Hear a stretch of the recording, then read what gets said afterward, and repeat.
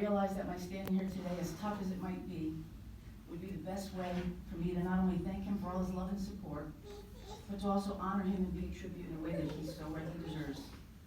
If you knew John at all, you knew what Charlestown meant to him and what his Charlestown family meant to him. And if John were here today, he would be the first person in this room to greet everyone with that big smile of his, a handshake, and probably even a hug, no matter how much time had passed and no matter what differences had come along the way. So in a way, what I thought would make John really happy and to honor his memory and all that he has taught us about kindness, respect, and forgiveness, I've asked John's Charlestown family to join me as we stand here united to remember a man who has so profoundly touched our lives. John's family would like to thank you all for coming today to pay tribute and remember the life of John William Cummings. John was born in Providence on July 29, 1961, the fourth son of James and Mary Cummings. He loved playing hockey, whether it was on the street or an ice rink in the neighbor's yard. Like most New Englanders, he was a fan of the number 4 Bobby Orr. He attended Blessed Sacrament and was a graduate of Tollgate High School. Following graduation in 1979, John enlisted in the United States Army, proud to follow in his father's footsteps to serve his country. While stationed at Fort Riley, Kansas, he met and married Patricia Old. Together they had 2 children, Mary and Tom, the pride and joy of his life. After his discharge in 1982, the family returned to Rhode Island, knowing in his heart that becoming a police officer was the only career for him. He attended the police academy and became an officer with the Charlestown Police Department. Shortly thereafter, the family moved to Fond du Lac, Wisconsin. Unfortunately, the marriage ended, but John remained in Fond du Lac to be close to his children. He worked as an undercover narcotics officer until Trish remarried. Knowing that Mary and Tom would be taken care of and in good hands, he decided to return to Rhode Island, where he once again accepted a position with the Charlestown Police Department. The years that followed were some of his happiest times. John's relationship with the employees of Charlestown went beyond friendship. They were his family. John was also the gatekeeper of Charlestown's Nittagre Park. You can laugh. He wanted us to. Because odds are most of us know a good story about Nittagre that we could share, but we probably shouldn't or not. And Lord knows I do. But one story I would like to share is the day that John called and woke me up to tell me that I needed to get to Blue Shutters Beach immediately.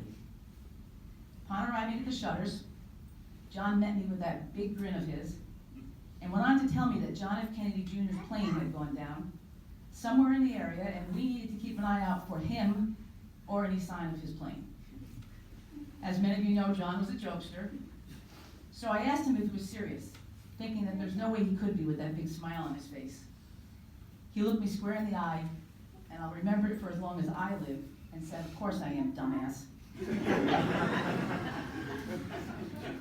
So when I asked him, "Then why are you smiling so big, John, if that's the case?" Without missing a beat, he looked me in the eye and said, "Have you seen how hot John Kennedy Jr. is?" True. Thankfully, we never found John Kennedy or any debris, but it was right around that time that the circus came to town. And with it, he found his soulmate. Most people run away to join the circus, but it was then that Sal ran from the circus to join a home.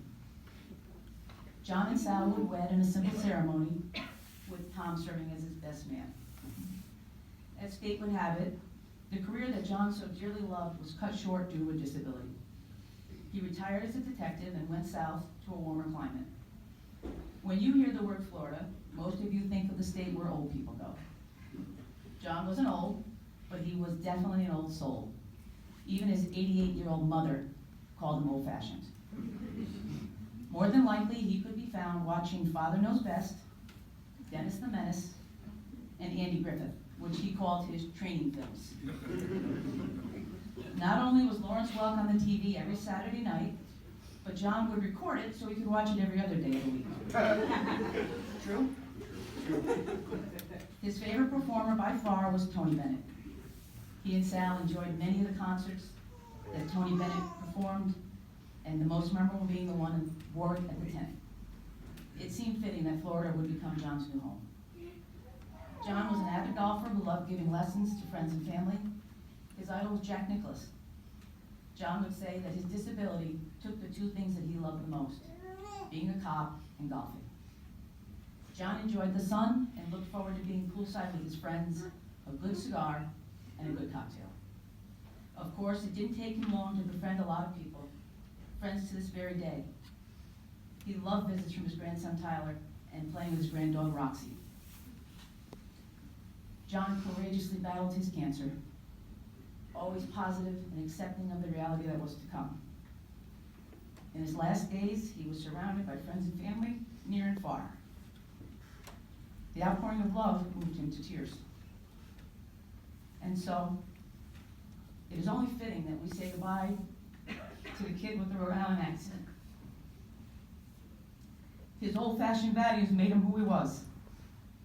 He gave more than he ever received. He tapped his foot to every Lawrence Welk song. Most of all, the little boy who would stand on the corner directing traffic in his cop uniform lived his dreams. He always said, "If I die now, I die happy." We may be sad that you have left this world, but happy for those who are receiving you. You are now at peace with no more pain. Until we meet again, rest easy, 617. Your watch has ended.